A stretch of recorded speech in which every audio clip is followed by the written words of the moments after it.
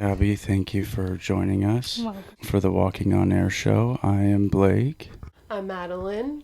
We will start with your childhood and then kind of move into where you're at presently. Yeah. How old are you right now? I'm 27. Did you grow up out here? I grew up in Escondido until about high school, and then I lived in the Bay Area. How long did you live in San Francisco for? Sophomore year until sophomore year of college. Wow, sophomore year of high school Yeah. too. Wow. Yeah, I graduated up there. Are both of your parents still in your life? No. Why don't we start with then elementary school? Both of your parents in your life in that time? I had my biological mom in my life at that time, was my primary caregiver for the most part throughout childhood. My biological dad was up in the Bay Area, and we were down here. You had other family members in the picture, your aunts, you had siblings also? Yeah, I have one biological sibling. His name is... He's 15 months younger than me. And then I have two half-siblings from my dad's side. And then I have a older half-sibling on my mom's side. Wow, you have a lot of siblings. Yeah. I'm also adopted, so I have 7 other siblings. So how many total? There's 11 kids. You guys all grew up together when you were younger? They came later? Yes and no. I were kind of the two that were always really together. Well, you two were with your mom, right? Yeah. I were together for the most part throughout my childhood. My older half-sibling from my mom's side, she was in the picture growing up until I was probably 13, and then she moved to Wisconsin, so she kind of left and did her own thing and made her own family. The other two from my dad's side, the other half-siblings, I don't really talk to. They're kind of estranged. Well, they're also quite older than you, right? Yeah. They're all of the half-siblings are 10 years older than me. Mm-hmm. Out of the adopted siblings, I'm the oldest. So my adopted mom, she had kids in her early 20s. So they're like 8 years younger than me about. She's 15 years older than me. And so it was mainly just you and growing up together? Yeah. Where did he end up at? Kind of complicated. Biological mom, she's a drug addict. She does meth and still has. Always done it for as long as I've been alive. I left her probably 12 years old, 13 years old, and was finally done with it. I mean, she wasn't hiding it from us. She chose that over her kids every day. So how old were you when you knew that this was going on with her?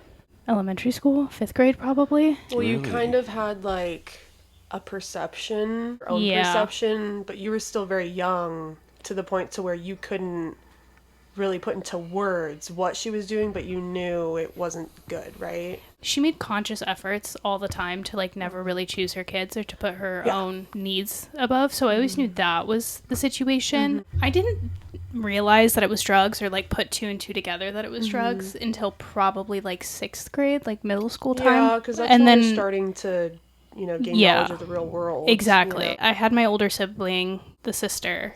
She kind of brought it to my attention, was like, hey, like, this is what she does. And when she goes away for, 6 months on end to jail, that's like what it was. Yeah. So was there random men in the picture at all since your dad wasn't? Oh, yeah.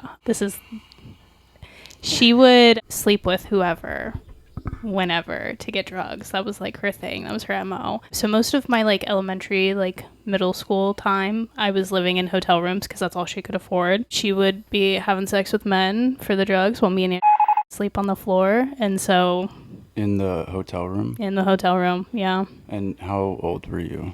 Middle school. So I think I probably was in hotels between like 3rd to like 6th grade. About 6th grade, we like went and lived in a sober living home for a little bit, and then after that I was kind of like bouncing around family members. You all went to the sober living home together? Mm-hmm. Oh, okay, so it was a family home. Oh, okay. Well, it wasn't supposed to be, but somehow she did that.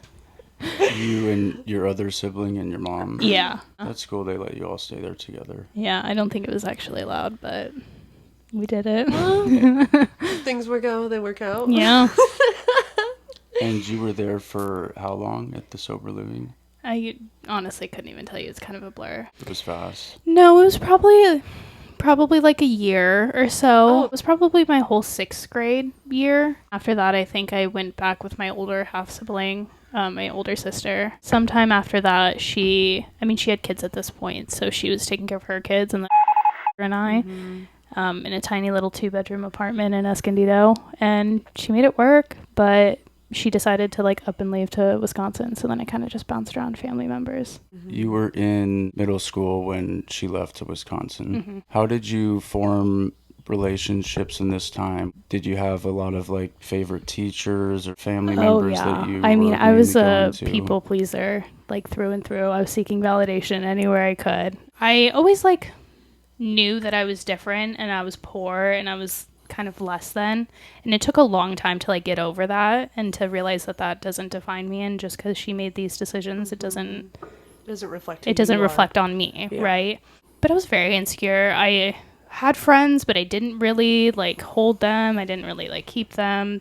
I would keep one. Hard, yeah, I would keep like one around. Yeah. And she like I had one friend in middle school all the way up until I left in high school to the Bay Area. She was the only one who knew like my whole situation. Like her family knew everything. They would let me stay there for days on end if I needed to. Oh, that's nice. Yeah. So I told a few people, but it wasn't something I outwardly spoke about, but I knew people knew. Did you have any religious experiences, I'm sure out-of-body experiences in this time, or did you have anxiety, or did this create anything for you in middle school, or was it high school from this going on, or how did you go to therapy? No. Have you ever been to therapy? I went one time in the last like 2 years and I didn't really like it. My therapy has sort of been talking to family members because it's hard to explain my story, right? Yeah. And like for the gaps and all of the different feelings and whatnot. So my adopted mom, she's actually been like essentially my therapist. She's helped me recognize certain things about myself and kind of work through them and recognize patterns and behaviors. During that time, I wasn't religious at all.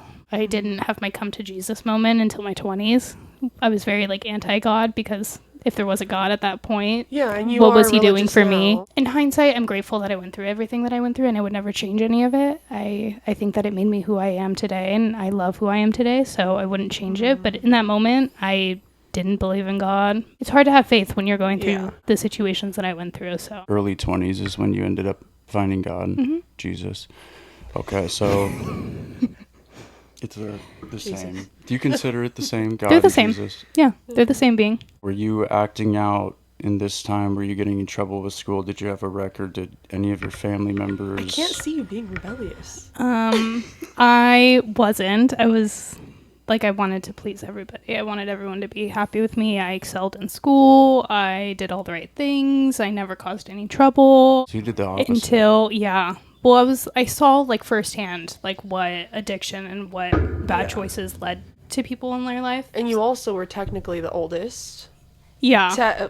Technically, you know, it was you and your brother, right? Full brother. I mean, like, and you had to look out for him, you know? Right. So I had to grow up really quickly. You grew up very fast. Yeah. So I didn't really give myself the option to kind of be like a normal quote unquote kid and like rebel, you know. We had left off on you were being a great student actually and doing the opposite while this was going on with your mom who was using meth. You had a lot of siblings, different siblings with you, mainly the one sibling, your brother. Yeah. How did he do?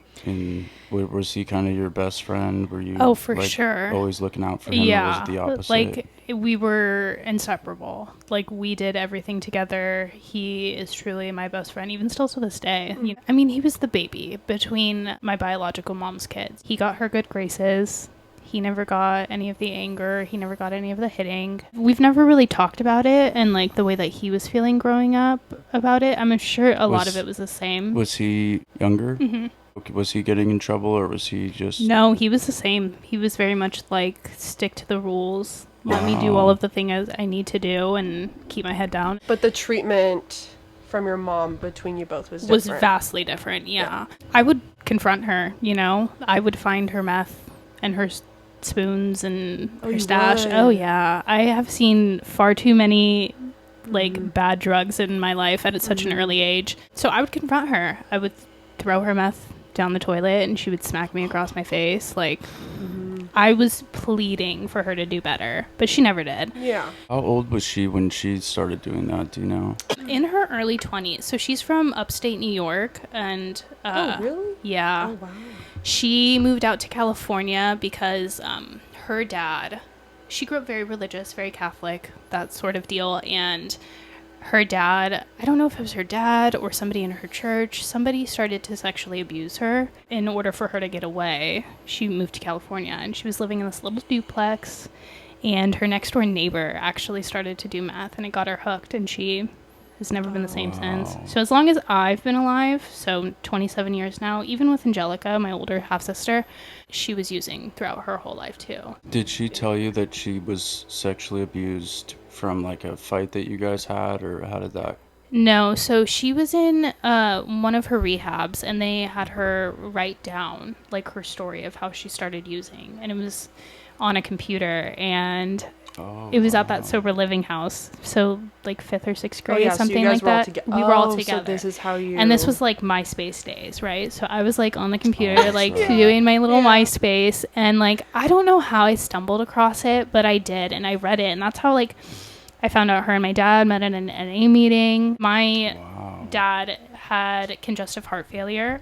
He ended up passing away from it 3 years ago, but he's had that essentially my whole life too. Because again, he's done meth his whole life, pretty much. I'm so sorry.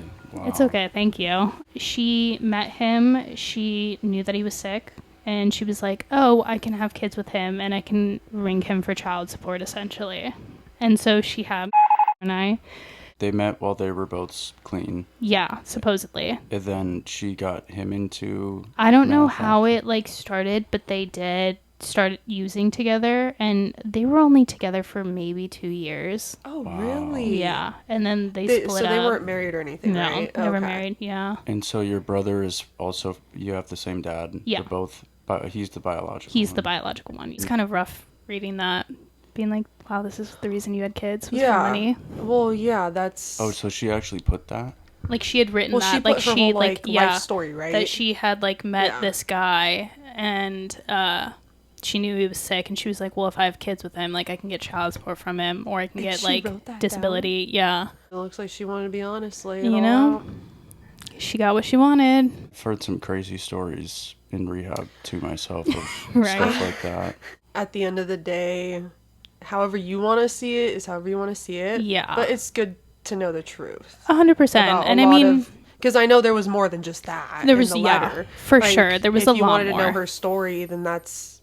For me, I'm just a curious person, so I want to know too.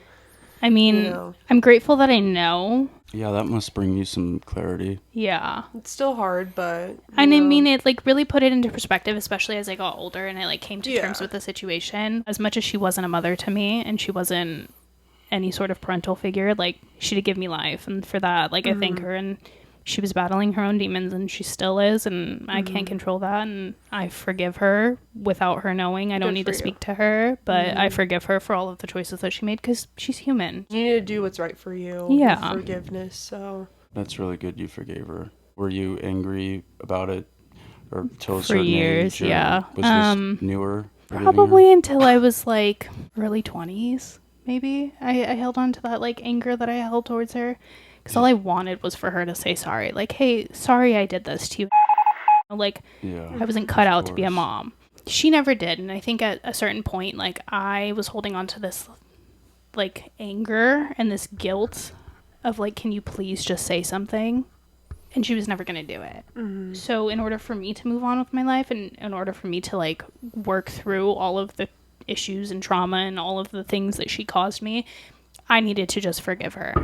And I don't have to speak to her again in order for me to forgive her. She doesn't know that I forgive her, but I had to do that for me to be able to let it go. Exactly. Whatever's going to make you feel best at the end of the day is what's important. You don't talk to her anymore at all? No. Right? I couldn't even tell you the last time I talked to her. I was just about to ask you that question. When the last time, was it before, after you graduated high school? Probably after high school. Her dad passed away, and she had, like, messaged me randomly on Facebook being like, hey, your grandpa Rob passed away. And I was like, don't really care, sorry. Well, you didn't speak to him, right? No, like, I have one memory of him coming out to visit and, like, taking me to SeaWorld, but, like, that was it.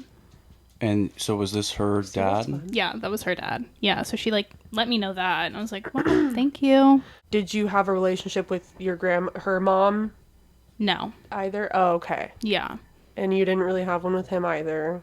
No. Okay. Gotcha. My whole mom's side of the family is still in upstate New York, so I don't really talk to them. Yeah. Have they tried to reach out?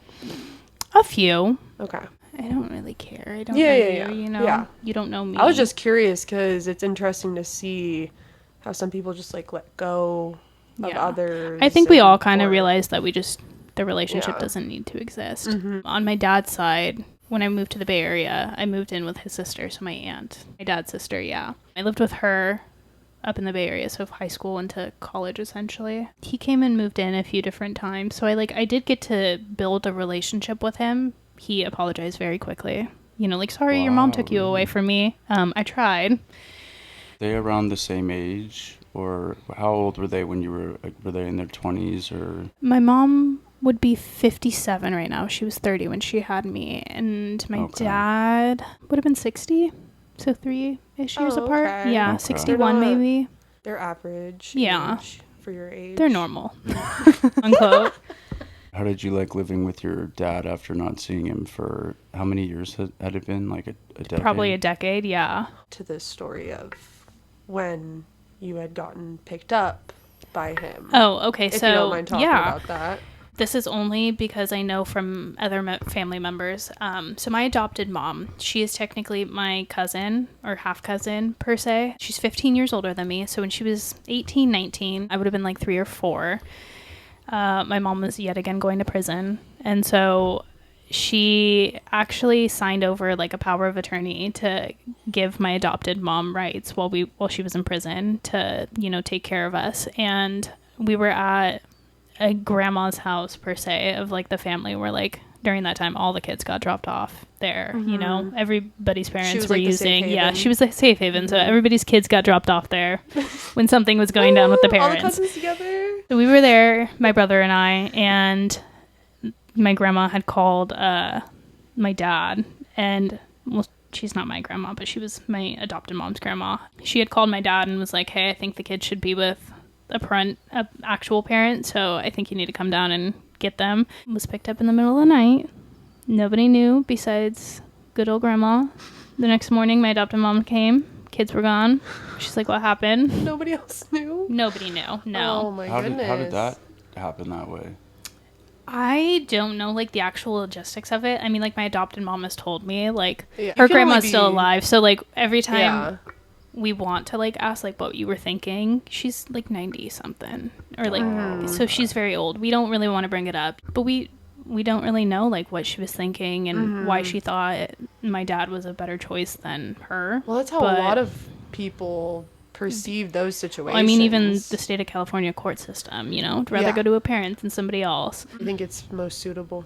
Yeah. And I mean, I get it. It's not always the case. Not always the but- case. And so you started with your mom. You guys were bouncing around hotels, and then went to the sober living. Went back to more hotels in between moving to San Francisco with your mom. After the sober living, I had gone to my adopted mom's house for a little bit. So this was now like the start of high school, middle school maybe. I went to my adopted mom's house and I was there for not very long. I don't know what possessed me to like want to leave. I don't know if I felt like I was a burden or what, because I wasn't her child, you know? So like at this point I was consciously aware of like, I'm just the loner kid that's like getting thrown around house to house. Did And she mistreat you? No, not at all. I No, think it's I just- had it's like a internalized, displacement feeling. Yeah. Because, like what you just said, you know, I didn't want to burden anybody any more than I had already and you had. felt you that know, probably already long just before, yeah.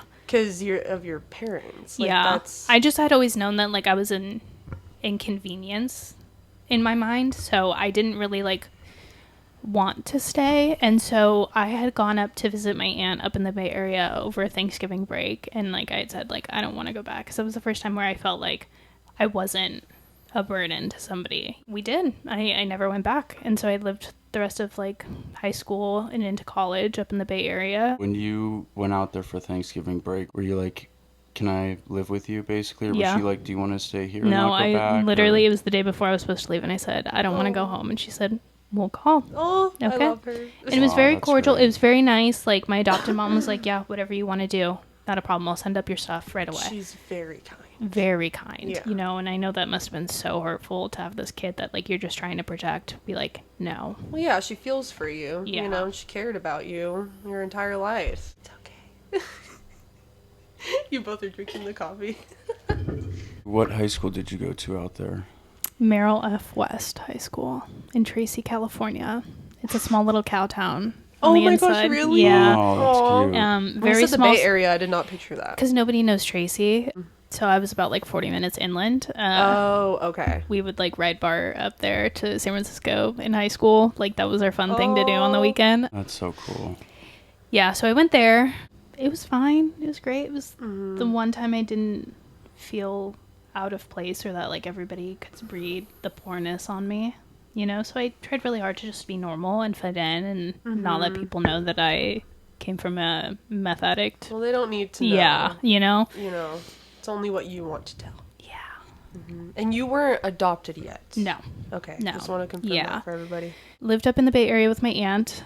At this point, I really like was seeking to just be a normal kid. And obviously I had like made the conscious choice to like not do drugs and not drink. But again, I was in high school. I wanted to be normal. I wanted to be cool. I wanted to fit in. I didn't want to feel like an You just outsider. wanted normalization. Yeah. So I started going out, started going to parties, started drinking. That was the start of my own downfall with alcohol and addiction. And was not with you? at No, this time? he stayed with Michelle. brother? He stayed with my mom for far too long. At one point, I want to say from what I've heard from him, he like was with her until about 16, maybe 15, and then he went to a friend's house and kind of like never went back.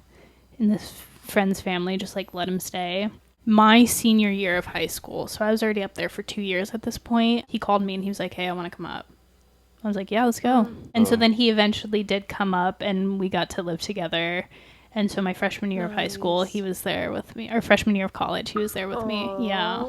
Did you guys have like efficient communication though before he came up there, or did he just kind of out of the blue call you? No, we always talked. Like we Okay, were never I not figured. without Yeah. speaking to one another. Yeah. So Because you guys were so far. You guys were pretty far away from each other. yeah. That's good. And did he end up going to college too at all? So after high school, he moved back down here for a little bit. He went to Palomar for maybe a semester, and then he realized that school wasn't for him, and so he joined the Marines. And so he's actually on a second enlistment right now. Wow, good Yeah, for him. it's amazing. He's I doing didn't great see things. that Yeah, coming. I know. That's Yeah. awesome. So you guys have come so far. He's doing great things for himself. Yeah. Is he stationed in a different country or is he still in the No, US? where's he at? he's actually in 29 Palms. Oh wow. Yeah, he was in Camp Pendleton for 2 years. He did a few different MEUs, and so he has What's gone. MEU? I don't know the actual term for it, but you basically get put on a ship with a bunch of Navy people, Marines and okay. Navies, and you go Yeah. check different ports around the world that are U.S. ports. And so during COVID, he got to go on like a 9-month-long MEU and got to hit like 36 countries. Wow. Yeah. Wow. Oh, look at him Yeah. traveling. Yeah. I love So that for him. then he was in Quantico for a little bit, so he was on the East Coast, but now he's back in 29 Palms serving his instructing Nice. years. Good for him. Yeah. So how many years has he been in now for? I believe this is his 7th year. Wow, that's Yeah. great. Well, yeah, because Yeah. he's only, He's what, getting up 15 there. months younger than you, so he's 26. 26 now. Yeah, he just turned 26. I didn't go to school. I would have joined the Marines I think- because The I could military is see you great. doing that. Me? I don't know why. Somebody I had could. said that to me the other day. They were like, You I just could have see such you. a strong, good personality, and you could just do this, do that. you know? I think the customer oh gosh. had said, like, have you ever thought about joining the military? And I said, me?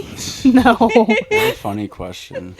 You're a very strong woman. Yeah. I Well, think thank that's you. why. Yes, yeah. I appreciate that. I'll take that compliment. Of course. You went to college for 4 years? At Or this 2? point, I went to Sacramento State straight out of high school. Lived in an apartment off campus with one of the girls that I knew from my school. Did you get any FAFSA or were you Yeah. paying out of? Yeah, I got FAFSA. Everything else was loans. So, I mean, I didn't really like have parents to like guide. And I had my adopted mom and she was there and she would offer whatever. But obviously she had a whole family of her own. So like paying for college was not, you know, something she offered, which it is completely okay. So I did it all with loans and FAFSA and grants and whatever I could. I did about 2 years at Sacramento State, and then I was actually down here visiting them for Christmas. And on my way back home, I got into a really bad car accident, and I dropped out. From that car accident specifically? Yeah, I couldn't walk, so I broke, like, you don't know this? I don't think I've heard this. I got rear-ended by a guy going 94 miles an hour. I was at a dead stop. Me. I think I heard 94? 94 miles an hour. He was texting. And you were at a stoplight? It was like right outside of Lancaster, and it was like a construction zone, so we were all stopped for some guy like holding a stop sign, right? In a construction zone. Yeah. And so he sandwiched me between 4 other cars, and I broke basically like my whole hip and lower back region. So I couldn't walk. God. I got like jumper cable sliced across the back of my head. I'll show you pictures. It's pretty gnarly, actually. 20 here? Yeah, I was just about to ask. Yeah. It was 2018, end of 2018. So okay. I must have been 20, yeah. Yeah. Yeah, just about. It was wild. How long was the recovery? I don't think I was like fully normal again for like 7 months. But so I had the spring semester because I was on holiday break, right? And I just stopped going. I didn't Well, it's re-enroll. understandable. Yeah. I mean, you need to heal. Right. And be home where somebody could take care of you. I didn't go back to college. Oops. So at that point, I was just working at Starbucks, living with my boyfriend that I had at the time. We were living in his parents' house. Did you guys meet from school specifically? That boyfriend I had met actually at a festival down here in LA. Oh. We went to, do you guys remember Day and Night in 2017 yeah. at the Angel Stadium? I went to that. Did you? That was the last did time I saw too. Lil Peep. Oh, yeah. So we actually met there, and I like had looked at him in like this crowd, and I was like, I know him from somewhere. That's crazy. And we were both from the same little small town, Tracy. And I was like, oh my gosh, how crazy. You're and the girl that joking. the girl that I had gone with, something happened. I don't know. She was like high on coke, and she was like, screw you, you're not coming back to my Airbnb. And I was like, what? Can I get my stuff? And she's like, yep, come get your stuff. So I ended up staying with this guy that I just met that first day of Day and Night. And we stayed 8 of us in a 2-bed hotel room. No. So me and 7 other guys. With this guy that I was flirting with the first day. And then we were inseparable for the next like year and a half. Story. Yeah. Wow. Wait, so you were with him when you got into the accident? Yes. Yeah. Okay, so you guys were already living together? We were already living together. Okay. Got into the car accident. He helped take care of me. It was great. It was fine. I want to say about like May of that year, so like 6 months following the accident, I had left and like I had came back to the place and there was like a girl in the bed and I said, excuse me, who the fuck are you? In your boyfriend's bed. Yeah. Well, in our bed. Like we had lived together. Your guys' bed. Like we had lived together. Yeah, you guys. Your bed. Yeah. So we broke up. I moved in with 2 girlfriends. And us 3 all like had a house together where we like lived. That was honestly the greatest time of my life. I would just turn 21. Like I was drinking all the time. It was a fun time. You're living in your early 20s. Early 20s, but... And who were these girls that you were living with now? I had met them just, like, through mutual people at, like, random parties. Because, again, small little cow town. All you did on the weekends was party. So, through my boyfriend at the time, he had a whole group of friends that I had no idea about. They were, like, 3 years older than me or so at the time. They were just, like, these 2... They're twins. They were, like, these 2 girls that were just always at the parties. And we bonded super quickly. Started going to festivals together. And we, like, just grew this, like, crazy friendship. So when, like, I got cheated on, they were like, let's rent a house. And I'm like, let's do it. So you guys were together for a year. You come back to your apartment where you and your boyfriend were living. And then you found, did you know her name in your bed? Yeah. I didn't know her specifically. I knew of her just, like, from the group of people that, like, we hung around with. But, like, I didn't really know her specifically. Were you still heavily recovering when you found her? No, I was like pretty like I could walk at that point. I wasn't like in a walker anymore, so like I was walking, I was working. How long did you have to use the walker for? The walker probably 5 months. I was in a wheelchair for like a month and a half. Oh my gosh. And you were 19? Yeah, 20 probably. Yeah. So you've recovered well, girl. Thank you. You have. I see you running around. If you ever notice when I stand, I cross my legs if I'm like, it's to relieve the pressure on my right hip. Oh, no. Yeah. You had surgery on your hip? No, everything broke like a millimeter away from needing surgery. So it was like truly like God had me. A little touch of just saviorness that kept me from getting crushed, needing surgery. The only thing is I got 17 stitches in my head. That was like pretty gnarly.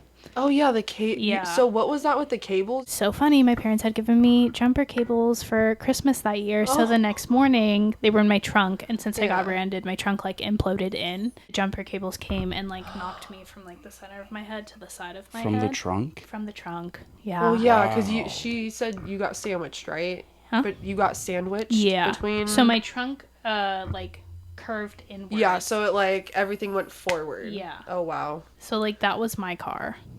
Oh my god. Yeah. Dude. Wow. Yeah. So that thing looks like one of those crushers. I wouldn't expect that they anybody to use. survive. No, I know.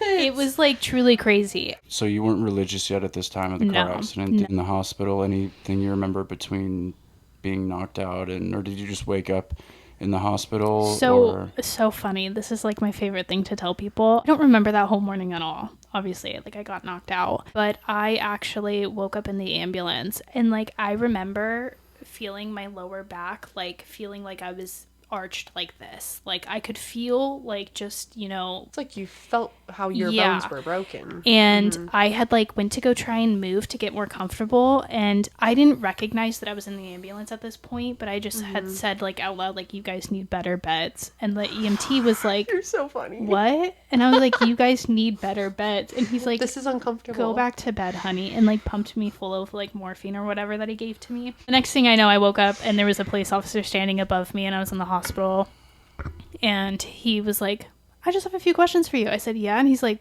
where was your phone at during this accident? I was like, probably on the stand. Like, I don't know. And he goes, were you wearing a seatbelt? I was like, yeah, probably. He's like, cool. That matches up exactly with what we found. And I was like, okay. He's like, You're like, do you want me to call anyone? And I'm like, can you call my boss actually? Like, I have work at 4:45. So he grabbed my phone and like called my boss at Starbucks. He laughed at me. He's like, haha, we'll see you later, Gab. And I'm like, you're not going to see me. And then we called my mom, my adopted mom. And so she came and she was there with me for the 5 days and I was in the hospital. But I was mainly just asleep the whole time. And was that the only major accident that you've been in? Yeah. Okay. Yeah. How did you end up finding Jesus basically a few years later? Was it built up, or did you have like a spiritual... I thought there'd be something with that, but... I'm going to ask this. Did you feel after the accident like it's a miracle I'm alive? For sure. Okay. But I still didn't attribute it at this point Gotcha. to God to like a higher power. Obviously my adopted mom did, because she grew up a Christian, and so she had a strong faith her whole life. So again, in my adult life, in between not going back to school and like post accident, I was very insecure and still not really facing any of the traumas that I had dealt with, and like trying to find the love that I was missing in men. What's new? I'd bounced around from like relationship to relationship. I called my adopted mom and I was like, I need to come home. Like, I need to get my life together. I need to like do something better than what I'm doing right now. Still drinking heavily, like sleeping with whoever, doing whatever. I moved back home here to Southern California after bouncing around like a number of different places. She and her whole family were going to church every week. And so, it was the routine. You just went along. And I wasn't really like invested into it. I didn't really like buy into it at this point. You would go? I would go. Okay. Yeah. To again appease her. One day we were at church. It was a Sunday, and there was like an altar call. And I don't know if you guys know what an altar call is, but it's essentially where like the pastor goes up there and he's like, if you want to give your life over to Jesus, like come up to the podium, recite this prayer, and you will like be saved. I had experienced like a number of these before, but for some reason this one, like I remember everybody's heads are down and like you're kind of just like letting the people walk up without staring at them. And so my head was down, my eyes were closed, and like a little voice popped into my head and it was like, you're going to go up there. And I said, fuck no, I'm not. Like, there's no way in hell I'm going up there right now. And the guy in front of me said like, excuse me, and went to go walk out. And I'm like, okay, fuck it, we're doing this. Like, I don't know why that was like my one moment where I was like, yeah, you're gonna go. So I walked up there, I said the prayer. My adopted mom, she's my mom now, but she was just crying. Like, she was so happy. She knew that like I needed this, and like I needed something to like help me feel fulfilled, right? And fill this void that I was like seeking for so long. And it did just that. You were up at the podium. I did the altar call, I said the prayer, got saved, and, you know, definitely like dove headfirst into my relationship with God. That was like kind of the turning point for me with like my addiction, because I still was struggling with it. With alcohol? With alcohol, yeah. I smoked weed for a cool minute. I worked at a dispensary. Like, it wasn't really for me. It wasn't really my vice, but alcohol was, for sure. So alcohol was the only addiction you suffered from? Yeah. Okay. Yeah, definitely. You know, like in the moment and in that time, like you don't think that you're addicted. Like you don't think that it's a problem. You think you're better than your parents, you know, like this is different. I'm not them, you know, I'm not doing meth. So I didn't really like see it as a problem. And I got saved and I like started to really dive into that. I was like, this isn't helping me. This is actually making me worse. Like, I'm a horrible person. It was fun, don't get me wrong. And you know, did like, you realize all this at the podium, at the altar call, or was this put together after or it was like a before? combination of all of it. It all kind of like morphed, and like I think when I like did my altar call, it all kind of clicked where I was like, you're hurting yourself. You're not helping, and you're just hindering like all of this growth that you want to do for yourself. You're stopping it. Yeah, I did the altar call. I really dove into that. Went cold turkey with alcohol, which is crazy. I was drinking Just straight up. Like one day I woke up and I was like, not ever So you're again. drinking like every day at this point for Yeah, few and it years? didn't start like that way. It never starts that way. It never starts that way. During COVID, so this is post accident, I was living in Lake Tahoe with another boyfriend. We weren't working. I had gotten like my settlement money for the accident. And so we were spending money like it was nothing. We were drinking nearly every day. Doing, I don't even know what, going snowboarding on the random mountains back behind us. Having fun, right? So I was spending all of my settlement. I probably spent it in a year. $100K. My accident. Oh, okay. Yeah, from insurance. So you got $100K from your settlement from your accident. From that my you were in. accident, How yeah. long did that take? I think I got it like 8 months afterwards. Yeah. That's quick. Yeah. So I got that money, moved to Lake Tahoe with this new boyfriend. Where like, did you a move few months from? later. From Tracy. We were spending all of my money, not working. What was the most expensive thing you bought in one purchase? I The took money? him and myself and the two twins, my best friends, to the Dominican Republic. What? Yeah. Wow. That's the one cool thing I did with my money. All the rest wasted on alcohol. Well, I hope it was a fun experience, though. It was I'm definitely sure it fun. was. I don't know if you guys know what Snow Globe is, but we went to Snow Globe in Tahoe. It's my favorite festival ever. I always wanted to go to that one. It's so sick. I Sounds wish so that they fun. still I don't- did it, yeah, but I they don't don't. think they do it, No. I always my went money. to Countdown instead. Countdown is fun. Countdown's a lot of fun. I've been to so many. It's like insane to even think We need about. to It feels like a go. different lifetime for me. We live multiple lives like I know. I that. feel like I've lived 100. It's kind of crazy.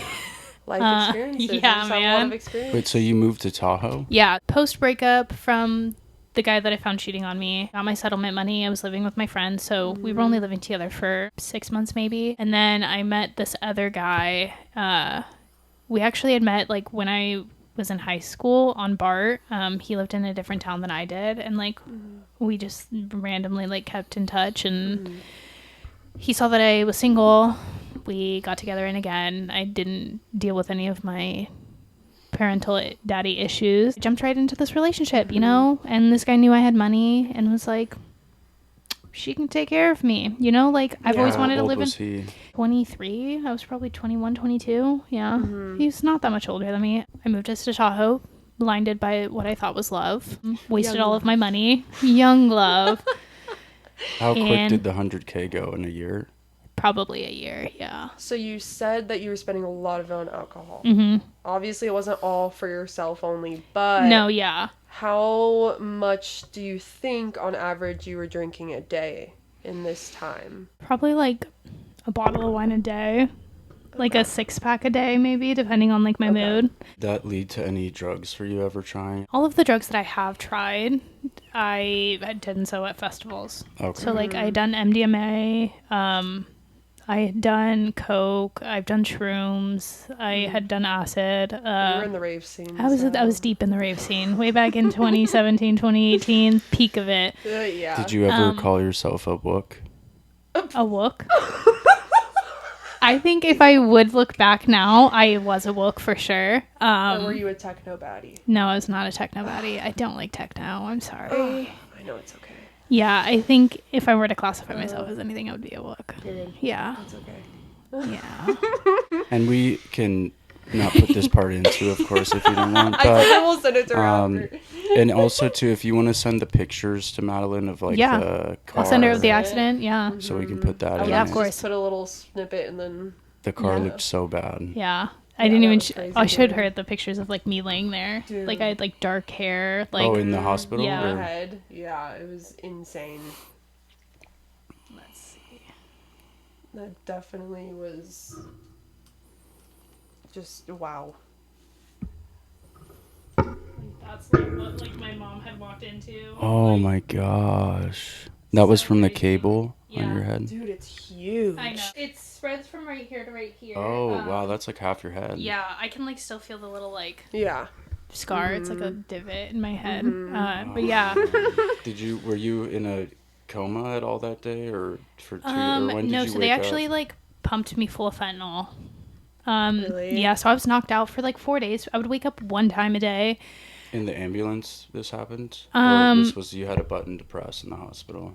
No, I was like not even conscious. I would wake up like a little bit and I would like look and they'd be like, you feeling okay? Yeah, you were like knocked out. Not yeah, in a I was coma. like not conscious. You just weren't there. I just wasn't there. Yeah. By like the 4th day, they basically were like, hey, we need you to pee on your own and we need you to take a shower. After that, you can go home. And I was like, sick.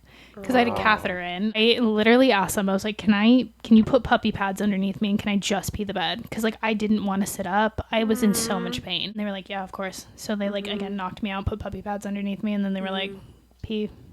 And I peed the bed. Go piss, girl. And so Go you were piss, in girl. there for 4 days? I think I was in there for 5.5. I think I left like halfway through my 5th day. And then my mom showered me. She like they put me in a wheelchair. Your adopted mom? Yeah, my adopted mom. She rolled me into like this shower. She was full clothed. She got soaking wet. She bathed me, let me take a shower, and then they sent me home. It's so crazy how our bodies can recover like that. It happened to me where I had to have my dad do that for me for like a week, actually for like a month. Now, you look perfectly healthy. So crazy. It's It so really wild. is. Like I didn't ever think I was actually really going to walk normal again because the pain was so bad. When did you leave the festival scene? You had moved to Tahoe. Did that make it worse? It's not that it like made it worse, but I was like still involved in it and it definitely like accelerated my drinking. And I didn't think it was like a problem because the world was shut down. Everybody was drinking, like everybody was. Oh, dude, yeah, I was drinking Especially in every Lake day. Tahoe, like the During local COVID. scene in Lake Tahoe, all they do is drink. Like that's what they're known for. You go climb up the back mountain of Vale and like Heavenly and like you go down, like Yeah. you're drinking your way down and that's just like what you did. COVID caught a lot of people by surprise too. Yeah. And Set so everybody back. With their issues. it definitely started it and it accelerated it. Post that, so with that boyfriend, again, came home, found out he cheated on me. I went away for a girls' weekend. Really? And The I same came back. thing? Yeah, same thing. I came back. Oh, wait, with Tahoe guy? with Tahoe guys. Horrible. Was she in the bed again? No. So I Specifics. I went away to go hang out with my twin best friends down in Tracy. So I'd left Friday, came back Sunday night. His cousins and like a few of his friends had come down from Forest Hill, which is like a town a few hours away. So we both were having like our own weekend. I came back, one cousin was still there and he was completely fine with me, but then like the boyfriend was like acting kind of weird and I'm like, what is going on? Like, why are you acting like this with me? And so we go to bed, everything's fine. Everything's good. I couldn't sleep for the life of me. So again, I pour myself Intuition. a bottle of wine, take the bottle of wine with me to the bedroom, and I start going through his phone. And found out that there were 19 girls that came throughout the whole weekend that he invited up, We hit- all up in his phone. Oh my 19 showed 19 over the course of the last 3 days. Yeah. From the time I left to like right before I came. Yeah. That's got to be a record somewhere. Yeah. I don't know if all of them showed up, but there were 19 girls that he was messaging to come and, he was that's a lot. That's still quite a bit. Did you see this coming at all? No. But like in that moment, it kind of like smacked me in the face where I was like, you've just been using me this whole time. And I was dumb enough to let it happen, you know, and I wasted all of my money on you. You weren't dumb. I was dumb. It's okay. We can call it out. Yeah. Yeah. I was dumb. We've all been dumb. Yeah. Okay. I woke up the next morning, made him his lunch like I did every day while he went to work. His cousin left, and I called my adopted mom and I said, hey, this is what happened. She said, cool, booking you on a flight. Go down to Sacramento Airport. Period. And I said, okay. So I took Booby, my dog. Took Booby. We went on a plane. Came down to Southern California, and he came home from work. Obviously, nobody's there. Dog's not there. He's like, what the hell? So he's blowing up my phone. I said, I'm going back up there in 3 days to pack up the whole house. I need you not to be there for 2 days. Me and my dad are coming. Sure enough, he shows up when we're up there, trying to talk to me and reconcile this. Yeah. And I had bought every single thing in that house outside of the couch. His parents bought the couch. I was going to ask. Of course. I rented a pod, threw all of the shit in there, and the pod sat in that driveway for probably 6 months, and he had to stare at it with an empty house. You guys were renting, right? Yeah. Was it under your name? It was under my name. So I had told, my landlord was so sweet, bless her heart. I had told her the whole situation of like what had happened, and I was like, hey, there's like 4 months left of this lease. Like, I paid the security deposit. Can I get my security deposit back, and can you make him pay for a new one? She was like, oh, of course. Wow. Yes. Gave me all of my money back, transferred the thing into his name, and he ended up getting evicted after like a month and a half because he couldn't pay for anything. Karma. So my pod sat in that driveway for, I don't even know, 6 months or something. And then eventually it came down here. I sold everything because I didn't need it at that time. I was living at my parents' house. But yeah, for a while he like really tried to woo me back and get me back. Didn't take him back. When I was down here, I had actually moved to Arizona. My adopted mom's dad lived there. After that, you moved to Arizona? Yeah. Just wanted to be away from everything and like start over, you know? And I was living in Lake Havasu, which... not a great town. Just a party scene. Central. Party scene, gosh, right? yeah. So this is where I really realized, like, shit, you have a problem. Would you say this was the peak of the problem? Oh, peak. Okay. I was, because I wanted to know I when would the go to peak Starbucks. I was working at Starbucks still. I would go to Starbucks drunk. Oh, you would? Oh, yeah. Oh, yeah. It was horrible. Could they ever tell? No. I was good. Wow. You were good at masking it? Yeah, that's tough yeah. to do. Yeah, I was really good. It wasn't an everyday thing, but when I would drink, I would have to drink till I blacked out. Yeah, you it know? would be like you I couldn't stop. I would drink and drive. You know, like it was. Oh man, that's the worst kind. I was deep in it. Of just not being able to stop. No, it went from not all the time to a little bit every day to okay, now you need it every single day, all day long to function. Yeah. You know, like getting ready for work instead of coffee or having a beer. That's bad. After about a year and a half of that, I ended up moving back home to my parents' house. And then that's when, like, I started to go to church with them. I got saved. I got sober. Cold turkeyed it pretty soon after. And With so, your adopted mom? Okay. yeah. Do you still drink now with Nope. it being 6 years later? Nope. So you've been sober for 6 years? Five? Wow. Yeah. That's great. Yeah. Good for you. That is Thank you. amazing. That's Yeah. really hard to do. I'm so proud of you. Thank Was you. it all from being saved, would you say? I think it's that, and it's a combination of like my family. They saw something in me that I didn't see in myself, and you know, it took me a long time to kind of see what they were saying. My adopted dad, he's been sober for 10, 12 years, something like that. He was like a huge advocate for me to be like, I've been where you are. Like, I know it feels like you can't deal without it, but you can. And I don't know what it was, but it just let me go cold turkey. Like, just be done with it. Good for you. Wow. And It's not like that for everybody. yeah, I know. I was definitely lucky, and I was definitely grateful that it was like super easy. The withdrawal wasn't bad. Even now, where like I want cravings. a drink, you Yeah, know, yeah. like I've had a long day at work. I've had like a horrible week. I just want to sit down and drink a glass of wine or drink a beer, or like I want to go out.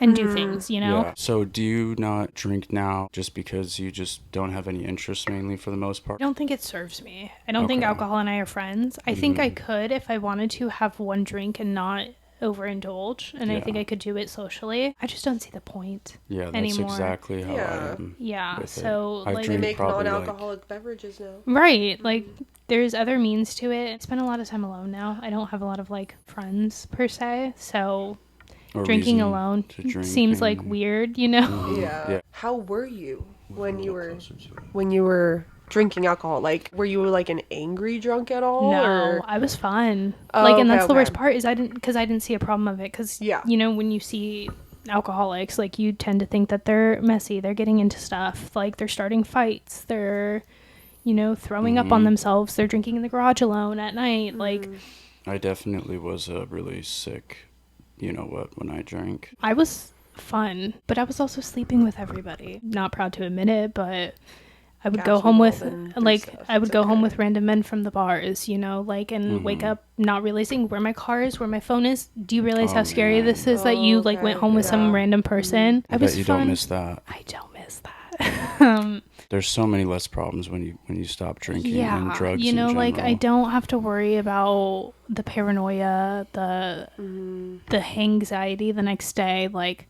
Oh God, yeah. You feel a lot of sense of relief. Yeah, I feel so much sense of relief. Yeah. Realized really quickly that I wasn't no better than my parents. It's a hard pill to swallow, but like it's the reality. Like I never got into drugs and I never got involved in that, and like that wasn't my vice, but like alcohol is just the same, and an addict is an addict no matter what your vice is. And so that was a huge turning point for me in like my forgiveness for them and accepting of like what my childhood was and moving on, and was realizing like it happens to everybody. You know, like nobody's safe.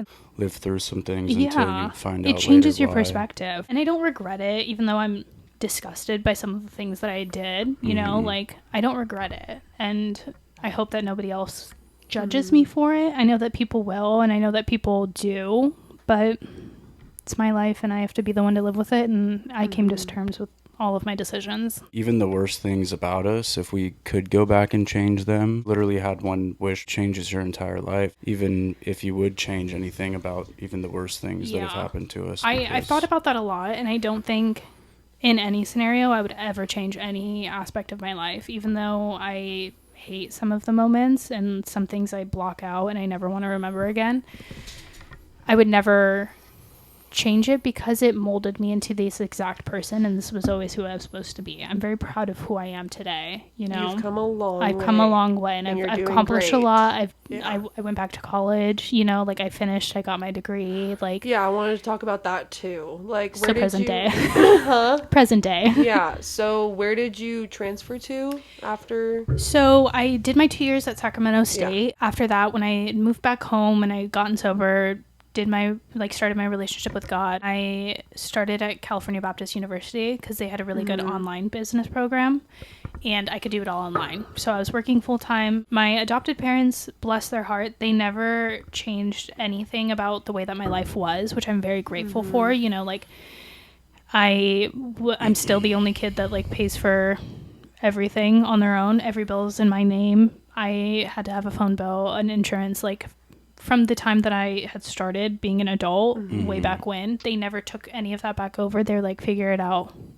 survive. Like, you will do this, keep going. So I went back to school. I was working full time to be able to pay for it all myself. So my final 2 years, I did all of my major classes at CBU online, went and did my electives at MSJC, paid for it all myself, paid for all of my loans that I had taken out by the time I graduated college.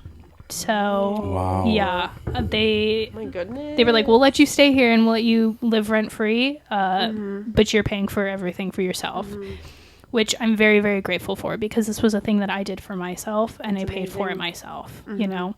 And I may not use my degree ever. I'm barely even using it now in the job that I'm in. You're using what was it your degree in? Logistics and operations. Oh, okay. Yours is specifically. Yeah. Okay. Something that I did for myself and that I paid for myself. I don't have any student loans. When I graduated, 2 months later, I moved out, got my own apartment, live on my own. All the furniture I bought myself. Maybe like 48% of people who when they do finish college, don't use their degree. You have to do things that aren't related to your direct line of work, of course, but it's still either that or the military and having some type of direction. If you're not doing one of those two, it's probably not going to turn out with you learning or having structure for you, for example, growing up the way you did. And it's like, at what point should kids have to do things that adulting early? What are the odds of them percentage not learning that later in life? Right. Trying to find, you know, basically the sweet spot of still being babied but still having to adult. Exactly. Because like for you, it was the extreme. It was the extreme. And I mean, I'm really, really grateful to my adopted parents for never making that drive go away, because they knew that I still had it in me, even though there was years where I like didn't want to go back to college, right? But they didn't give me everything, and they still, even with all of the other kids, like, they don't give them everything. It's, we're gonna figure this out, because when you leave us, the real world doesn't help you figure it out. Like, the real world will not stop for you, so you have to keep going, and you have to have a plan, and you have to have a plan B, and you have to have a plan C. Like, think through everything logistically and think through everything thoroughly, and let's talk about it. And so for that, I'm really, really, really grateful, because they instilled that in me, which I think helped me now, like, be able to do everything that I've done. Yeah. And you being a manager and hiring people and seeing all kinds of different people, and I know you see it all the time because it's at every work. People, they don't know how to get money. They're unmotivated. They'll complain about not having money, and not that that's not a problem, but that there's not really a lot of structure of how to get up from these positions. Who, you know, don't have a car, they don't have any money, they're late on rent, they have to Uber everywhere,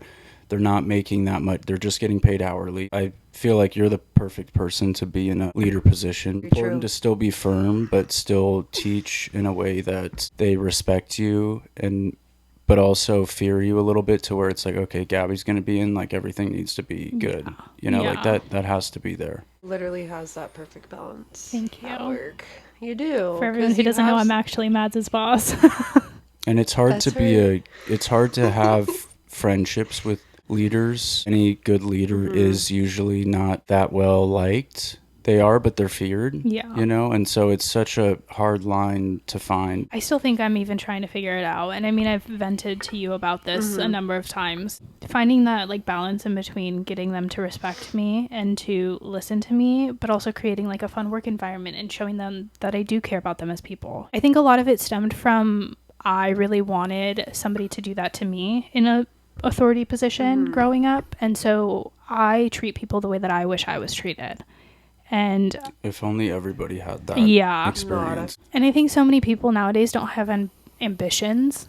And I mean, I understand, like, perception of myself towards other people a lot. Like, I understand that I'm a blonde white girl, right? Like, I drive a nice car. I have a Lululemon bag. I wear Lululemon. Like, you worked for all that, though. Right. Like, I understand the perception, and I appear to other people as a certain stereotype. There's so much more. Yes, you're very and everything down that to I've earth. and everything that I have, like, I've worked really hard for. And I wish that if I could do one thing in this life, is to help inspire people that no matter what happened in your life, you are not a representation of what you look like to other people, what your childhood was like. The way that other people treat you is not a reflection on you. And so when I manage people and when I lead people, or even when I make friends with people and talk to them, I do my best to come from a place of that understanding and seeing them for who they are, or even who they want to present to me, you know? Because I hope that even though I appear one way and people could have their ideas about me, I hope that the perception that I'm giving off of this kind, selfless person actually shines through. It does. That's the way that I lead. That's the way I try to lead. You're the best manager I've ever Thank had. you. It's a tough position to be in. I know you struggle with that. You're doing amazing. You need to keep in mind it's your first year being an official manager. Yeah. And I think you've been an assistant manager before. Yeah. But I think in this position, I do really well because I've learned a lot super quickly. Yeah. My childhood was chaotic and I didn't have a lot of control over everything. So I think the reason why I do so well in this position too also stems from my need to be in control and, like, my need to, you know, fix things and be the one that, like, is responsible for the good, as bad as that sounds. Like, I like Doesn't to be the sound one bad. in control, because I wasn't as a kid. Yeah. And so this position works for me That's for right not on now, you. you know? And like, I don't know how well it comes off to you guys, but I No, hope you it comes do off great. well. No, it does. I tell you that all the time too, that you're doing a great job, and that Thank you. right now is just a very vulnerable time because you're still in your 20s. It's your first time being a manager, not an assistant manager. Right. And The this is general just, manager. I wouldn't say it's a stepping stone, because honestly, you have such a great position right now. It's like you already got there. Yeah. Now you just need to learn how to perfect it. You know what I Exactly. mean? The perfect balance, which Right. I think you already do have a pretty good balance. And I'm very honest with all of them. You're Like, honest, but you're kind, and you hear us out, Yeah. and you try your best, and literally everybody sees that. Yeah. I'm not even joking. I really do. And I, Yeah. Did Do you show see it. yourself 10 years ago or 5 years ago being where you're at now? I've always said growing up that the only thing I'm good at is people. I never really knew what I wanted to do with my life, and I quickly like realized that if I made plans for myself, the plans never really went through. And so I kind of stopped making like goals or plans for myself. And people hate hearing that, you know, like you go on dates and people are like, "What are your goals in life? Where do you see yourself in 5 years?" I'm like, no fucking idea. It's a hard question. It is but Well, it's a and, great like, question. It's great to see people have ambitions and to see people want things for themselves, but in my life, they never turn out. And I'd rather save myself the disappointment. I know that no matter where I end up will be a good place for me. And with that, I just trust into whatever. So I didn't anticipate myself being a manager at a coffee shop. Honestly, probably, if anything, a teacher, like working with kids. I can see you being a teacher. Yeah. too. What was your dream as a child, and what is your dream currently Out of life or just in general? out of life? I just wanted to be loved, you know? Okay. Now or as a child or both? Both. But I think I found that love in my family. You know, it Yes, doesn't you have have. to be through men. It doesn't have to be through the parents that like I was given. Mm-hmm. I have a found family, and like with that, like And that's okay. yeah. That's all you need. It's okay. Do you want tissue? Sure. Okay. It's okay. As a child, would you say the same for that? Oh, for sure. Yeah. That's all I wanted out of life. And I think I fought it for a long time. Or rejected it because I didn't think that I was worthy of it or like deserving. But now I definitely was, you know, and there was people who never gave up on me and like never wanted me to feel nothing but love. Mm-hmm. And I finally let them in. So, Good. I'm so happy for you. sorry. No, it's okay. Stop. I'm gonna go Why get would you be one. that? That was the one question that made me cry. It's okay. You're very into believing in your faith. Do you find it difficult to share that in your everyday life with obviously being in a position of power? I mean, I don't ever want to feel like I'm persuading, but I think my actions speak of my love for God. With you being a good person and a great manager and Yeah. a sweet person also shows that you're different, and it's like, why? You know? I think it's, I mean, obviously as your goal as a Christian is to become more like Jesus every day, right? And so I don't necessarily need to speak of the gospel and speak about God or my relationship with God. I think my actions speak for themselves, and I think That's a good way to perceive it. yeah, I think I do that, and I think I spread that through my actions and the way that I interact with people, and I don't ever treat anybody differently. I never want anybody to feel out of place when they're around me.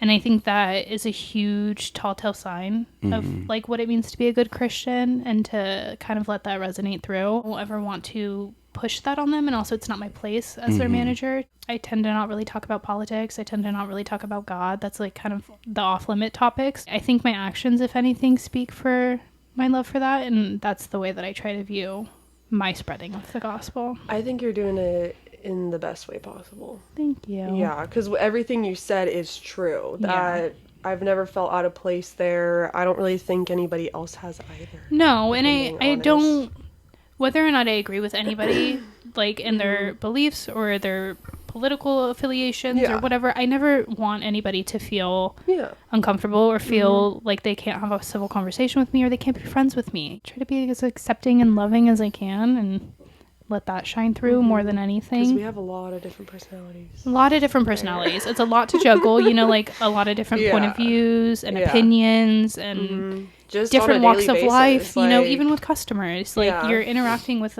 hundreds of different people every single day. Yeah, and literally, Gabby, all of our customers love Gabby. Thank you. They do. Yeah. So I think that's just where I want it to come through the most, is in my actions and in the way that I treat people. The 6 needs basically for people socially: significance, acceptance, approval, intelligence, pity, and strength. A lot of times when I meet people, it's like their issues can really scream at you. I've had those situations before happen to really see that it's no different. For example, with your mom, seeing the issues that she had and then compared to other people, that it's like, why is this person doing this? Why do they act like this, or these actions, or treat people this way? Have you ever had any siblings come out before as gay or trans or anything? No, my uncle, my adopted mom, her brother is gay, and he came out very early on in his teen years. You found out as a teen? No, he was out before I was like consciously aware, like so he's always been. We've never treated him any differently. We've never made him feel out of place. And I think as a Christian, that's so important, because my sister being gay, I found out when I was like 8 when she came out, and I didn't know what gay was. And then I found out it doesn't change anything for me. Yeah. And for my parents, it still has always been a huge separator between them. First of all, a sin is a sin. And I think it's really hard to be like, this sin is worse than this sin. Of course, there are some that are like, okay, this is the worst thing you could do. Yeah. But at the end of the day, I'm not the judger.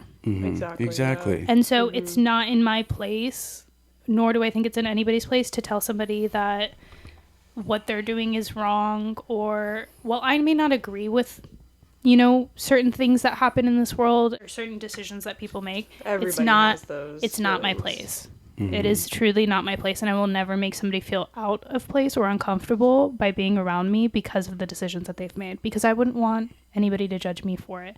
I feel that same way.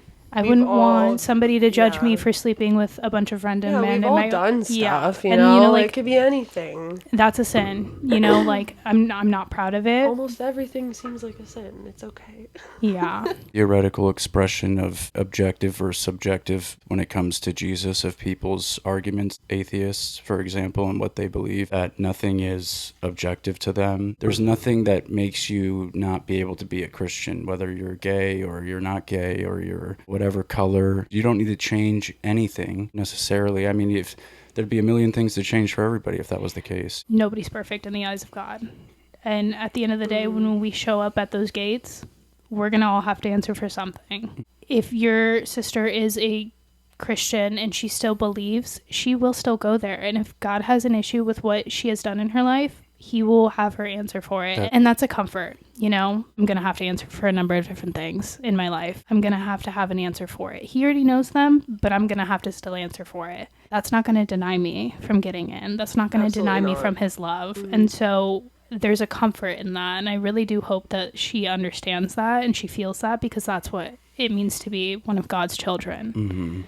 And I think when it comes to parents that experience that, hard pill to swallow. Reading the word and you've gone your whole life viewing this thing this one way. God's got a sense of humor, and you know what? He's going to send you a gay kid for you to take a step back and check yourself. Everybody really sad because they grow up very young with this paranoia, the way that they act, and the random lies and things that happen with them, of this behavior that comes out because of whatever, like our old roommates, things that they were into, all of these things coming out on the surface because of whatever acceptance issue that they're having. It doesn't even need to be like that, and they've overthought it, and it's now a massive issue in their life, and it affects them every single day. And that's how disorders get created, and it's how people get pulled apart thinking that they're going to get judged in a certain way, and that was not even the case at all in any way. There's no truth in it, and when you don't have truth in your life, you have these false claims that they're not even real, and but these people genuinely believe it. We need to remember, though, going back to your sister really quick,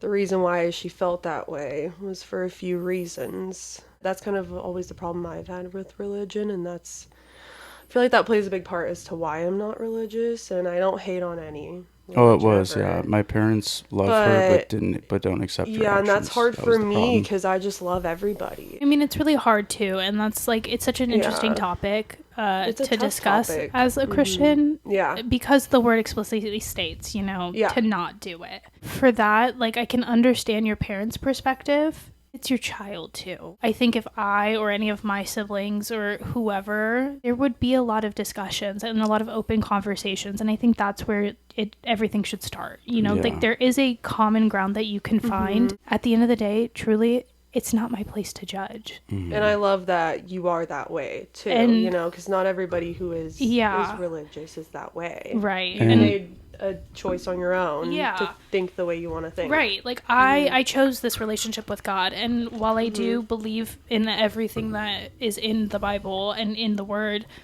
that doesn't give me the option to discredit someone else's feelings or the way that they feel about other people. And I know that that's the wrong thing to say per se as a Christian because of the Bible and what it says, but it's not. It's really not. But you said that perfectly. Yeah. What is your strength with keeping your belief? I go to church twice a week, Wednesday nights and Sunday mornings. You do? Yeah. Okay. Not a lot of people know that. I knew you went Sundays. Yeah. I didn't know about Wednesdays. Yeah, I go Wednesday nights. I was involved for a few years in the young adults groups Oh, at my those are church. great groups. They were great. The one that I was going to, it just kind of like switched to the newer incoming 18-year-olds, and I mean I'm 27. Oh, So it's like I'm kind of like at the end of the age group. Like I don't really need to hear about going off to college for the first time, you know. I read my Bible as often as I can. You know, I try my best to talk to him in simple moments, and I don't always hear him. But there was this quote where like, the people who whisper in your ear aren't always going to be the loudest. I often think that when I don't hear him or he's not responding, he's still there. You know, he's still whispering things into my ear. He's touching my heart in different ways. When I was a kid, I had this weird fascination with blind people. I read this on your Instagram yesterday. Oh, you did? Yes. Okay. I probably saw I don't even know how many blind people in a very short period. They're living regular lives. They're not paralyzed. They're happier than the people that can see. And they're still regular people. I asked my dad, why are these blind people happy? How are they happy? They can't see anything. That's such a kid question. And he's like, we don't have to see everything to have any truth or to love or to smile or to, we don't have to see anything technically. And that shows it. And I never understood that. And I've always looked back on that as a reason that you don't have to directly see something to believe. Have you ever had any spiritual encounters? Like, I know nothing happened from the accident or God coming to you at all moments or anything like that. Outside of like the altar call, like I think that was my one pivotal where I was like, oh shit, that like It was truly intense. the Holy Spirit coming into my head, and I cussed at him, and I now like laugh at it because I'm like, so sorry. I'm so sorry. You know? And like I talk to him like he's my homie. Like I'm not formal. Whatever suits you, whatever floats your boat. Come to him as you are. Spiritually attacked? There have been moments actually lately that like I've been having these like anxiety inducing dreams. And it comes from, the dreams are me being alone in my apartment and like people trying to break in. And I know for sure that like it's just the demons and like the devil trying to attack me and like weaken it. And every single time it happens, I like wake up and I'm praying and I'm praying and I'm praying and I'm like, go away, take the feeling away. I'm safe. And I don't know what's switched in my life lately that's like that. I mean, maybe it's because my relationship has grown and I've been seeking out like God more because of it. So they're attacking even harder. But it's like I'm waking up at 3:33 in the morning on the dot, like panicked, dripping in sweat from these like horrible nightmares of like my worst fears of like somebody coming to get me being left alone, like nobody being able to help me. Is it like a feeling that happens, or you're seeing demons, or there's... Well, it's a dream. repetitive It's a dream, and they're different sort of dreams each time. Like it's never the same thing, but it's always from the same like I'm alone, and so they can attack, you know? Yeah. And so it's just been more often lately. I've had one probably like once a week for the last like 2 months. Well, the last one you told me was you literally saw somebody in your dream breaking into your apartment. Like a that was the first man. one. That was the first one back in December, and they've just kept up. And well, so is this your first time living like no boyfriend fully in the house alone? too? With no roommates, no other people. Yeah, Paranoia definitely is gonna... Yeah. Being a woman living alone in society is absolutely scary. Especially in an apartment complex. So. Yeah. So I think that's the only thing that, like, I've had lately where I've been like, I'm getting attacked. And it's not just in my dream. It's not just that. It's definitely some, like, stronger being that's, like, continuously doing it and, like, feeding on this fear that I have within. But I'm trying my best not to let it overtake me or let it succumb. You know, those mental attacks are so they're tough. brutal. And recap, you grew up moving around a lot.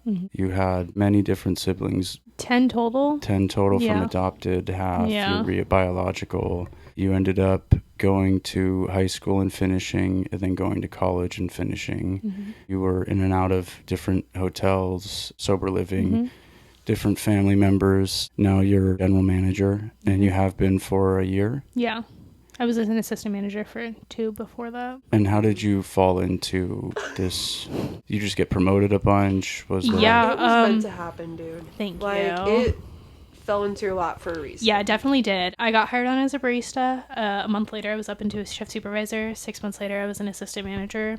2 years later, I became a general manager. During my time as an assistant manager, I went and, like, worked in Utah and Arizona and, like, was gone for months at a time helping train new baristas and new staff and rehabbing stores. So you went from barista to 4 different positions to general manager in a year? Yeah, pretty much. And she wasn't supposed to be our manager. Yeah, no, I was just you were supposed to get Irvine. Yep, I was supposed to be a cover for them, but you know, God works out in crazy ways, and I got to stay, which is amazing. You were a year at this establishment before you became the general manager. Any type of management before that, or you were still in the barista line of work before? Yeah, I mean, when I was at Starbucks, I tried really hard to be a shift supervisor, but they're very cult-like, and they love their OG baristas. I was never going to get that position, so I was just a barista there, and then came here, and they saw something in me. Yeah, they saw something in me, and they kept it going.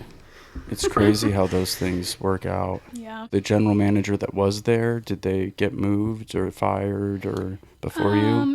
Did they train you? No. So at the location that I'm at now, I was actually covering her maternity leave, and she just kept extending. Right. Yeah. That's a crazy story.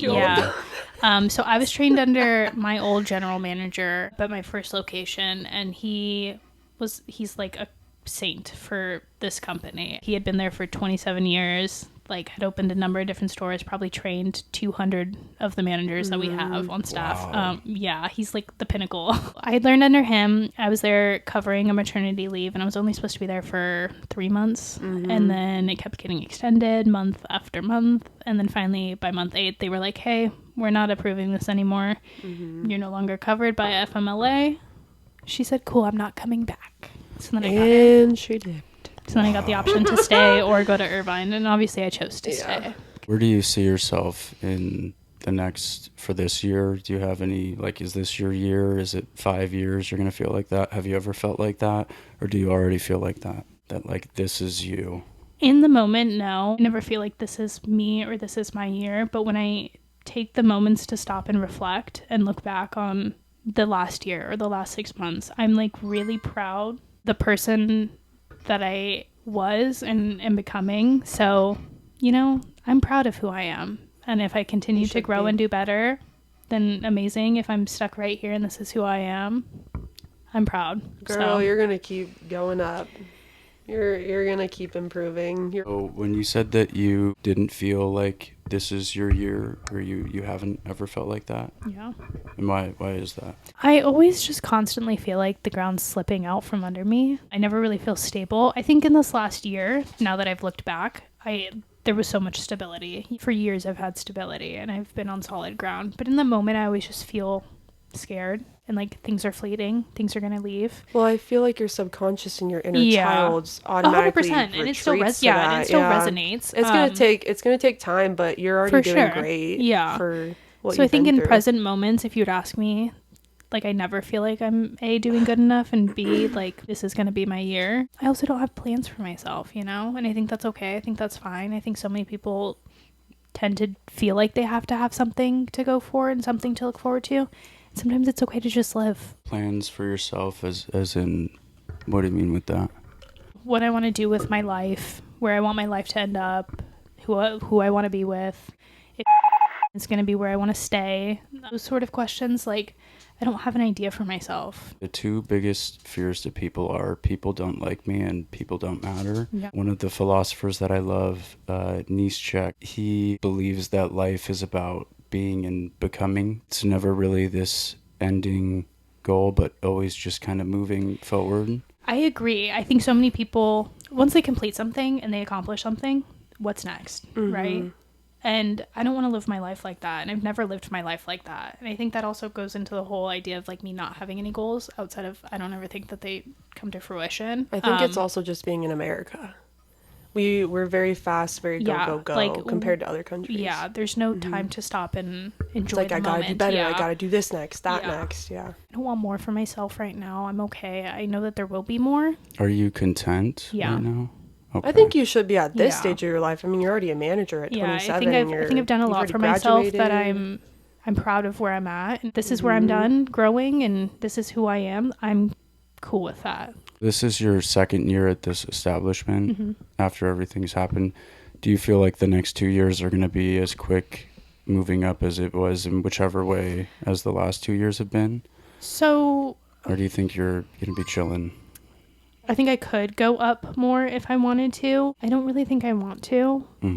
Okay. I just don't know where else I would go or what else I would do. I love the company. I love working for people, but if I go any higher up in the company, I'm no longer working in the field and getting the community feel that I love about this job so much. And I think that's where like my drive comes from, is the fact that I get to talk to so many different people and interact with so many different people. You're happy here. I'm happy here. Do you think your higher ups are happy in their position that No. you interact with? Because they're not dealing with people, or why do you think I think that the level of stress that job Yeah. creates makes them unhappy. Yeah. And I don't want to lose my spark when it comes to this company. gonna say I love that, the company yeah. that I work for. And I love the things that we do and the things that we represent. I feel like if I go up anymore, it will make me hate my job, and I don't want that to happen. And I also lose that whole person piece, you know? Like, It's a whole shift. yeah, like Yeah. I have a number of different friendships and relationships with so many people that I never would have met outside of work otherwise, and I'm grateful to have those, and I don't want to lose those. So Even being a manager is hard, dude. Yeah. You got a lot of responsibility too. Since you've gotten sober, do you find it hard to enjoy things? enjoy things, no. Feel like I'm missing out for sure. I loved festivals, you know, but I would never go to another festival because I don't drink, and I also feel like nowadays they're very, no offense, Mads, okay. they're kind of demonic, like, you know. Absolutely. And so for that, No, yeah, it's okay. But You could. I I love get it. concerts. I love music, you know, like, Yeah. and I never want to go and experience those things because they're so heavily revolved around drinking and substance use. Would I even have fun? I've gone to concerts and like, yeah, they're fun, but like people are sweaty, people are drunk, they're like whipping their hair, they're pushing me down. It gives me a sort of anxiety that I just don't really want to deal with. How many festivals have I gone to sober now? Like 4? It's just not 3 the or same. 4. It's not the same. I love the memories that I have with them, even though I'm not that person anymore. I wouldn't want to change that or alter that. So I'm just going to leave those locked away as like a That's a piece good way of to put myself. So many people our age, like all they do is go out and party, go to bars, go to Old Town. I sit at home and read.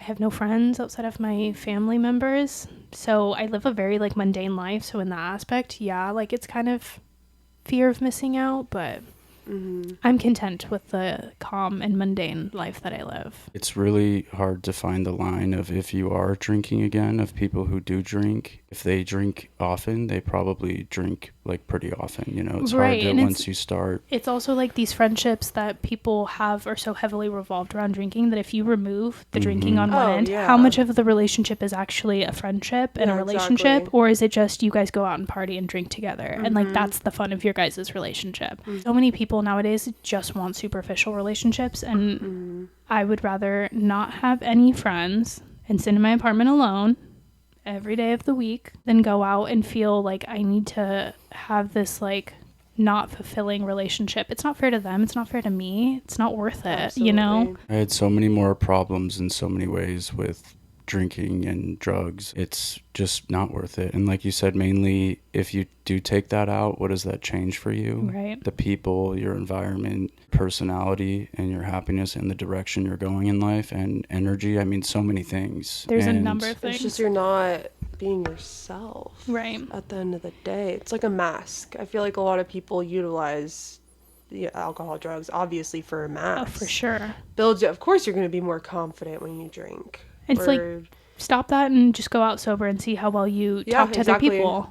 Put it to the See test. how well you interact with random strangers. Oh, yeah, no. Like, if I'm going to a bar, I know I'm going to drink. I Yeah. have to tolerate people. right. That's why I don't go to bars a lot And like anymore. you take that away, you don't want to do that because Yeah. it's not fun. I think that's the most important thing, is challenging yourself to do that, because that's why it started for me also, was socially, of like, well, it's going to be more fun. I'm going to be less tense. I'm going to be more this. I'm going to be Yep. more upbeat and outgoing and all these things. The biggest thing I think in life socially is having to do that sober, because that's a hard thing to do, and it's very scary for people to, if you take that out of like, what if you went here and you didn't drink? It's a very difficult thing for people. But once you get past that, it's so much easier now, as many times as I do it when we go out, compared to the start. It's just like anything else, it takes time and repeating. And I think it proves to yourself that you actually do enjoy these things. You do enjoy these people. You do enjoy the music. You do enjoy the environment. A wake-up call in a different way that I don't think so many people realize, that